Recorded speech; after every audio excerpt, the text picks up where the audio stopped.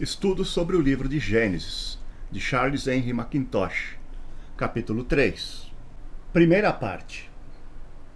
Esta parte do livro apresenta-nos o colapso de toda a cena que temos estado a comentar. Abunda em princípios muito importantes e tem sido, muito justamente, em todos os tempos, recurso como um tema frutífero para os que desejam apresentar a verdade quanto à ruína do homem e o remédio de Deus. A serpente apresenta-se com uma pergunta atrevida quanto à revelação divina. Um modelo terrível e precursor de todas as perguntas infiéis levantadas desde então por aqueles que, infelizmente, têm servido fielmente a causa da serpente no mundo. Perguntas que só podem ser atendidas pela autoridade suprema e a majestade da Escritura Sagrada. É assim que Deus disse? Não comereis de toda a árvore do jardim? Esta foi a pergunta astuta de Satanás. E se a palavra de Deus estivesse escondida no coração de Eva, a sua resposta podia ter sido direta, simples e concludente. O verdadeiro meio de enfrentar as perguntas e insinuações de Satanás é tratá-las como suas e repeli-las com a palavra de Deus. Admiti-las junto do coração, ainda que seja por um momento, é perder o único poder mediante o qual devem ter resposta. O diabo não se apresentou abertamente dizendo: eu sou o diabo, o inimigo de Deus, e venho para o caluniar e arruinar-te. Isso não seria conforme com a serpente. E contudo, ela fez realmente tudo isso, levantando dúvidas na mente da criatura. Admitir a pergunta, é assim que Deus disse? Quando sei que Deus falou, é infidelidade positiva. E o próprio fato de eu a admitir mostra a minha incapacidade absoluta para poder dar-lhe resposta. Por isso, no caso de Eva, a maneira de sua resposta evidenciou o fato de que ela tinha admitido em seu coração a pergunta astuta da serpente. Em vez de se agarrar unicamente às palavras exatas de Deus, ela, na sua resposta, acrescenta-lhes com efeito alguma coisa. Ora, se eu acrescentar ou tirar alguma coisa da palavra de Deus, isso mostra claramente que a sua palavra não está em meu coração, nem governando a minha consciência. Se alguém está achando gozo na obediência, se ela é a sua comida e a sua bebida, se vive de toda palavra que sai da boca de Deus, estará indubitavelmente familiarizado e inteiramente atento à sua palavra. Não se pode ser indiferente à palavra de Deus. O Senhor Jesus, no seu conflito com Satanás, empregou corretamente a palavra, porque ele vivia dela e apreciava mais do que o seu próprio alimento. Não podia citá-la mal ou torcê-la na sua aplicação, nem tampouco podia ficar indiferente a seu respeito. Não foi assim com Eva. Ela acrescentou alguma coisa ao que Deus havia dito. O seu mandamento era simples e suficiente: dela não comerás. A isto, Eva acrescentou as suas próprias palavras: nem nele tocareis. Estas eram palavras de Eva e não de Deus. Deus não tinha dito nada acerca de tocar no fruto, de modo que, quer a sua má citação fosse o efeito da ignorância, ou indiferença, ou o desejo de representar Deus de um modo arbitrário, ou devido às três coisas, é evidente que ela estava fora do verdadeiro terreno de confiança simples e em sujeição à palavra de Deus. Pela palavra dos teus lábios, me guardarei das veredas do destruidor. Salmo 17:4. Nada pode ter mais poder de interesse do que o modo como a palavra é posta em evidência através de todo o cânon sagrado, juntamente com a grande importância de obediência rigorosa. Devemos obediência à palavra de Deus, simplesmente porque é a sua palavra. Levantar uma dúvida quando ele tem falado é blasfêmia. Encontramo-nos no lugar de criaturas. Ele é o Criador e pode, portanto, exigir justamente a nossa obediência. Os infiéis podem chamar a isto obediência cega, mas o cristão chama-lhe obediência inteligente. tanto mais que é baseada sobre o conhecimento de que é a palavra de Deus que ele obedece. Se o homem não tivesse a palavra de Deus, podia muito bem dizer-se que estava em escuridão e trevas, porque não há tanto como um simples raio de luz divina em nós ou à nossa volta, mas só aquilo que procede da palavra de Deus, pura e eterna. Tudo o que precisamos saber é que Deus falou, e então a obediência torna-se a ordem mais elevada de ação inteligente. Quando a alma se levanta para Deus, chega à origem mais elevada de poder. Nenhum homem ou agrupamento de homens pode exigir obediência à sua palavra por ser sua palavra. Quando Deus fala, o homem deve obedecer. Feliz dele se o fizer, ai dele se não o fizer. A infidelidade pode pôr em dúvida se Deus tem falado. A superstição pode pôr a autoridade humana entre a consciência e aquilo que Deus tem dito. Ambas procuram roubar a palavra de Deus e, por consequência, a bem-aventurança da obediência. Há bênção em cada ato de obediência, mas no momento em que a alma hesita, o inimigo tem a vantagem. E há de, indubitavelmente, empregá-la para afastar a alma mais e mais de Deus. Assim, neste capítulo, a pergunta "é assim que Deus disse?" foi seguida por "certamente não morrereis". Quer dizer, primeiro levanta-se a questão se Deus tinha falado, e então seguiu-se abertamente a contradição do que Deus havia dito. Este fato solene é suficiente para mostrar como é perigoso admitir uma interrogação quanto à revelação divina na sua plenitude e integridade. Um racionalismo polido está muito próximo da infidelidade atrevida. E a infidelidade que se atreve a julgar a palavra de Deus não está longe do ateísmo que nega a sua existência. Eva nunca teria ficado a ouvir desmentir Deus se não tivesse previamente caído em um relaxamento e indiferença quanto à sua palavra. Ela também teve as suas, entre aspas, fases de fé, ou, para falar mais corretamente, as suas fases de infidelidade. Ela permitiu que Deus fosse desmentido por uma criatura, simplesmente porque a sua palavra tinha perdido seu próprio poder sobre o seu coração, a sua consciência e o seu entendimento. Isto oferece um aviso muito solene a todos os que estão em perigo de serem enredados pelo racionalismo profano. Não existe verdadeira segurança, salvo numa fé profunda na inspiração plenária e autoridade suprema de toda a Escritura. A alma que é dotada com isso tem uma resposta vitoriosa para todo o impugnador, quer ele venha de Roma ou da Alemanha. Não há nada novo abaixo do sol.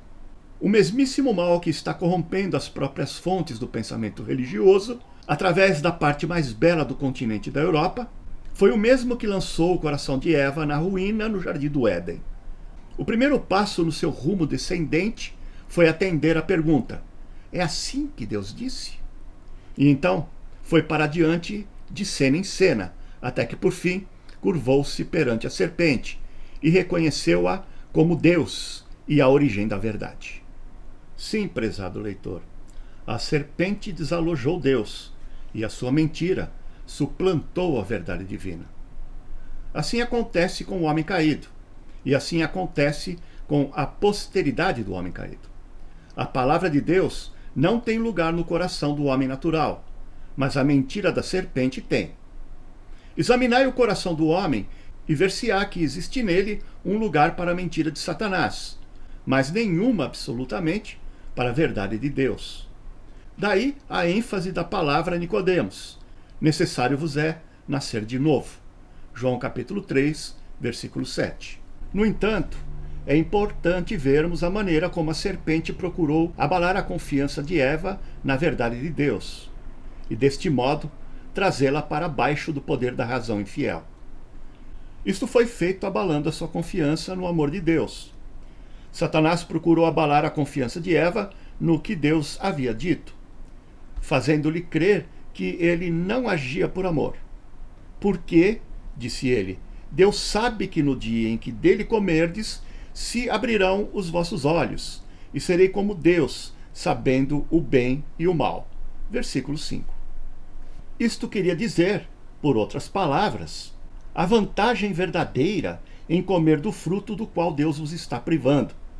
Portanto, por que acreditar no testemunho de Deus? Não podeis confiar em quem, claramente, não vos ama. Se ele vos amasse, por que haveria de proibir-vos de gozardes um privilégio seguro? A segurança de Eva contra a influência de todo este raciocínio teria sido o descanso simples na infinita bondade de Deus. Podia ter dito à serpente: tenho a maior confiança na bondade de Deus e, portanto, considero uma coisa impossível ele negar-me algum bem. Se o fruto fosse bom para mim, eu tê-lo-ia certamente. Porém, o fato de me ser proibido por Deus é prova de que eu não estaria melhor, mas muito pior comendo-o. Estou certa do amor de Deus e persuadida da verdade de Deus. E creio também que tu és um ser perverso, que procuras afastar o meu coração da fonte da bondade e verdade. Retira-te de mim, Satanás. Isto teria sido uma resposta nobre, mas não foi dada. A sua confiança na verdade e no amor cedeu, e tudo foi perdido. E assim, vemos que existe tão pouco lugar no coração do pecador para o amor de Deus, como para a verdade de Deus. O coração humano é um estranho tanto para uma coisa como para outra, até ser renovado pelo poder do Espírito Santo.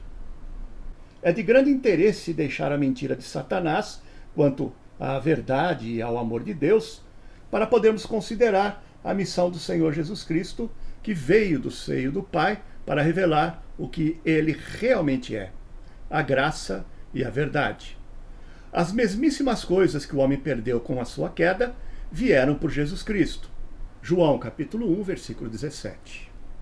Ele foi a testemunha fiel do que Deus era. Apocalipse capítulo 1, versículo 5. A verdade revela Deus como ele é. Porém, esta verdade está ligada à revelação da perfeita graça. Assim, o pecador descobre, para seu gozo inefável, que a revelação do que Deus é, em vez de ser a sua destruição, torna-se a base de sua salvação eterna. A vida eterna é esta: que te conheçam a ti só, por único Deus verdadeiro, e a Jesus Cristo a quem enviaste. João 17, versículo 3. Eu não posso conhecer a Deus e não ter vida. A falta do conhecimento de Deus era morte, porém o conhecimento de Deus é vida. Isto, necessariamente, torna a vida uma coisa inteiramente fora de nós.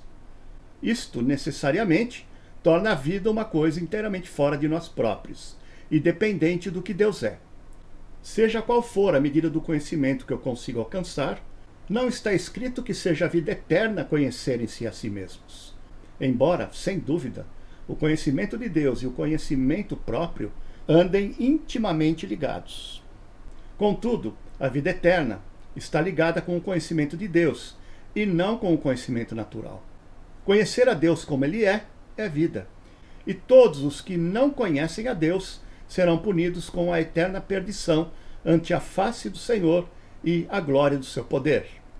É da maior importância ver que o que realmente distingue o caráter e a condição do homem é a sua ignorância ou o conhecimento que tem de Deus. Isto é o que marca o seu caráter no mundo e determina o seu destino futuro. É mau nos seus pensamentos, nas suas palavras e nas suas ações? É tudo consequência da sua ignorância de Deus. Por outro lado, ele é puro em pensamento, santo em conversação e gracioso nas suas ações. É tudo apenas o resultado prático do seu conhecimento de Deus. E assim também quanto ao futuro. Conhecer a Deus é o fundamento eterno de bem-aventurança e glória eterna. Não conhecer é eterna perdição. Deste modo, o conhecimento de Deus é tudo. Vivifica a alma, purifica o coração, tranquiliza a consciência, eleva as afeições e santifica todo o caráter e a conduta. Devemos então estranhar que o grande interesse de Satanás fosse roubar a criatura do conhecimento do Deus verdadeiro? Ele deturpou o bendito Deus, pois disse que ele não era bondoso. Foi esta a origem secreta de toda a ofensa. Não importa qual a forma que o pecado tem tomado desde então.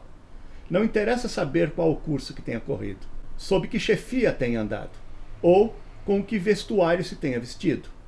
Deve ser sempre visto como tendo a sua origem no desconhecimento de Deus. O moralista mais culto, o mais devoto religioso, o maior filantropo, se desconhecer a Deus, está tão longe da vida e da verdadeira santidade como o publicano e a meretriz. O filho pródigo era tão pecador e estava tão longe de seu pai quando cruzava a porta de casa como quando apacentava porcos num país distante. Lucas capítulo 15, versículo 13 a 15. Assim aconteceu no caso de Eva. Desde o momento em que ela se despegou das mãos de Deus e deixou a sua posição de absoluta dependência e de sujeição à sua palavra, entregou-se ao domínio dos sentidos usados por Satanás para sua queda. O versículo 6 apresenta 3 coisas, a saber, a concupiscência da carne, a concupiscência dos olhos e a soberba da vida, as quais, como declara o apóstolo João, incluem tudo o que há no mundo. 1 João, capítulo 2, versículo 16. Estas coisas tomaram necessariamente a direção logo que Deus foi deixado de fora. Se eu não permanecer na segurança feliz do amor e da verdade de Deus, da sua graça e fidelidade, entregar-me-ei ao governo de algum, ou talvez de todos os princípios acima descritos. E isto é apenas outro nome para o domínio de Satanás. Não existe, rigorosamente falando, qualquer coisa como a vontade livre do homem. Se o homem se governar a si próprio, é realmente governado por Satanás. E se assim não for, é governado por Deus. Bom, os 3 grandes meios mediante os quais Satanás opera são a concupiscência da carne, a concupiscência dos olhos e a soberba da vida. Estas coisas foram apresentadas por Satanás ao Senhor Jesus na tentação. Ele começou por tentar o segundo homem para o desviar da posição de absoluta dependência de Deus. Manda que estas pedras se tornem pães. Pediu-lhe para fazer isso, não como no caso do primeiro homem, para se tornar naquilo que não era, mas para mostrar o que era. Depois, seguiu-se a oferta dos reinos do mundo com a sua glória, e finalmente, conduzindo-o a um pináculo do templo, tentou-o para se lançar dali abaixo, repentina e milagrosamente ante a admiração do povo reunido. Compare-se Mateus capítulo 4, versículo 1 a 11, com Lucas capítulo 4, versículo 1 a 13. O fim claro de cada tentação era convencer o bendito Senhor a deixar a posição de inteira dependência de Deus e perfeita sujeição à sua vontade. Mas foi tudo em vão. Está escrito, foi a resposta invariável do único homem dependente, abnegado e perfeito. Outros podiam pensar em agir por si próprios, mas ele preferia que Deus, o Pai, agisse por si. Que exemplo para os fiéis em todas as suas circunstâncias. Jesus agarrou-se às Escrituras e assim venceu. Sem qualquer outra arma, salvo a espada do Espírito. Manteve-se no conflito e ganhou um triunfo glorioso. Que contraste com o primeiro Adão. Um usou tudo para advogar por Deus. O outro teve tudo para lutar contra ele. O jardim com todas as suas delícias, nesse caso, o deserto com todas as suas privações no outro. Confiança em Satanás, num caso, confiança em Deus no outro. Completa derrota num caso, vitória completa no outro. Bendito seja para sempre o Deus de toda graça, por ter confiado todo o nosso socorro a um Senhor tão poderoso para vencer e tão poderoso para salvar. Vejamos agora até que ponto Adão e Eva se beneficiaram com a vantagem da promessa da serpente. Isto leva-nos a um ponto profundamente importante em relação com a queda do homem. O Senhor Deus tinha ordenado isso de tal maneira que, com e por meio da queda, o homem havia de alcançar aquilo que antes não possuía. E isto era a consciência, um conhecimento tanto do bem como do mal. Isso, evidentemente, o homem não podia ter tido antes. Não podia ter conhecido coisa alguma do mal, tanto mais que não havia mal para ser conhecido. Ele estava num estado de inocência. o que é um estado de ignorância do mal. O homem recebeu uma consciência com e por meio da queda. E vemos que o primeiro efeito da consciência foi fazer dele um covarde. Satanás tinha enganado completamente a mulher. Havia-lhe dito: os vossos olhos se abrirão e sereis como Deus, sabendo o bem e o mal. Mas tinha deixado de fora uma parte importante da verdade, a saber, que conheceriam o bem sem o poder para o fazer e que conheceriam o mal sem o poder de o evitar. O seu próprio esforço para se elevarem à escala da existência moral incluía a perda da verdadeira exaltação. Tornaram-se aviltados, impotentes, escravos de Satanás, com uma consciência culpada, criaturas horrorizadas. Os olhos de ambos foram abertos, sem dúvida, mas para que espetáculo? Foi só para descobrirem a sua nudez. Abriram seus olhos para a sua própria condição, que era desgraçada e miserável, e pobre, e cega, e nua. Conheceram que estavam nus, triste fruto da árvore do conhecimento.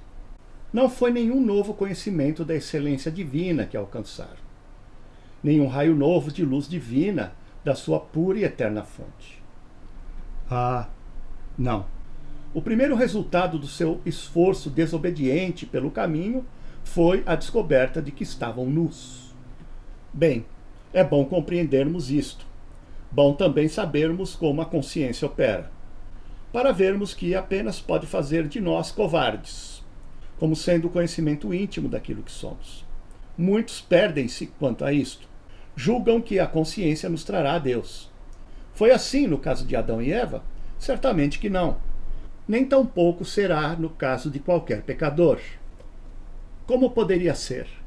Como poderia a compreensão do que eu sou trazer-me a Deus, se não for acompanhada pela fé do que Deus é? Impossível. Produzirá em mim vergonha, censura e remorso. Pode também ocasionar certos esforços da minha parte para remediar a condição que mostra, mas estes próprios esforços, longe de nos aproximarem de Deus, atuam, pelo contrário, como um véu para o ocultar de nossa vista. Assim, no caso de Adão e Eva, a descoberta de sua nudez foi seguida por um esforço próprio para a ocultar. E cozeram folhas de figueira e fizeram para si aventais. É este o primeiro relato que temos do esforço do homem para remediar, por seu próprio expediente, a sua condição. E a sua consideração atenciosa dar-nos-á não pouca instrução quanto ao verdadeiro caráter da religiosidade humana em todas as épocas. Em primeiro lugar, vemos não só no caso de Adão, mas em todos os casos que os esforços do homem para remediar sua situação são baseados sobre o sentido de sua nudez. Ele está claramente nu, e todas as suas obras são o resultado de se ser assim. Um tal esforço nunca poderá valer-nos. Devemos saber que estamos vestidos, antes de poder fazer qualquer coisa agradável aos olhos de Deus. E esta, note-se, é a diferença entre a verdadeira cristandade e a religião humana. Aquela é baseada sobre o fato do homem estar vestido. Esta, sobre o fato de estar nu. A primeira tem como seu ponto de partida aquilo que a última tem como seu alvo. Tudo quanto um verdadeiro cristão faz é porque está vestido, perfeitamente vestido. Tudo quanto o mero religioso faz é com o fim de se vestir. Nisto há uma grande diferença. Quanto mais examinarmos o engenho da religião do homem, em todas as suas fases, tanto mais veremos a sua inteira insuficiência para remediar o seu estado, ou mesmo para satisfazer a sua compreensão desse estado. Pode ser muito bom por algum tempo. Pode servir enquanto a morte, o juízo e a ira de Deus são vistos à distância, se é que são vistos de fato. Mas, quando um homem é chamado a enfrentar estas realidades, descobrirá, em boa verdade, que a sua religião é uma cama muito curta para se poder estender e uma coberta muito estreita para se embrulhar. Posto isso, seguiremos no próximo vídeo nossos estudos sobre o livro de Gênesis, no capítulo 3, em sua segunda e última parte, se Deus quiser. Até lá!